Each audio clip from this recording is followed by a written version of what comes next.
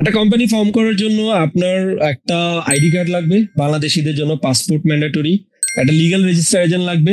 By the way, আপনার যদি business partner ওই স্টেটে থাকে আপনি কিন্তু তার অ্যাড্রেস ইউজ করেও কোম্পানি ফর্ম করতে পারেন। এটার জন্য আপনাদেরকে আলাদা কোনো রেজিস্টার এজেন্ট অ্যাড্রেস ইউজ করতে হবে না, এটা তার অ্যাড্রেস ইউজ করে আপনি করতে পারবেন। আপনার এটা তবে ইম্পর্টেন্ট বিষয় হচ্ছে, আপনার ধরেন কোম্পানি ফর্ম করতে চাচ্ছেন নিউ ইয়র্কে, আপনার পার্টনার থাকে মিশিগানে, এটা কাজ করবে না। আপনি যেই স্টেটে কোম্পানি ফর্ম করেন ওই স্টেটেই আপনার রেজিস্টার এজেন্ট অ্যাড্রেস লাগবে, এটা একটা লিগ্যাল রিকোয়ারমেন্ট।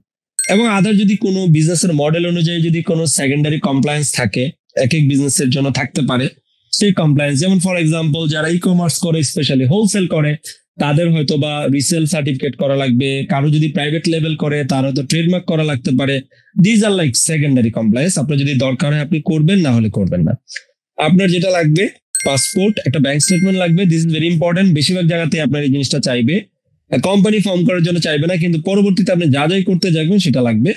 আমেরিকার জন্য আপনার লোকাল ডিরেক্টর লাগবে না, কিন্তু আমি আপনাদেরকে অ্যাডভাইস করব, আপনি যদি আপনার ব্যবসাটাকে truly as a American business হিসাবে রিপ্রেজেন্ট করতে যান ক্লায়েন্ট অ্যাকুইজিশনের জন্য, আপনি বেটার হচ্ছে কোনো কারোর সাথে একটু পার্টনারশিপ করেন, কোন একজন লোকাল ডিরেক্টর হায়ার করেন, লোকাল ওনার হায়ার করেন। কাগজ ও কলমে তাকে ওনারশিপ দেওয়া দিলে আপনার অনেকগুলো জিনিস হতে ইজি হয়ে আসতে পারে। যদি সে কাগজ ও কলমে ওনার না থাকতে পারে, অ্যাটলিস্ট তারা সেলস ডিরেক্টর বানাই দেন, তাহলে আপনার বিজনেসে কিন্তু অনেক ভালো একটা প্রেজেন্টেশন আসবে এবং ফিউচারে এটা আপনাকে অনেক ভালো বিজনেস আপনার অ্যাকুইজিশন করতে অনেক হেল্প করবে।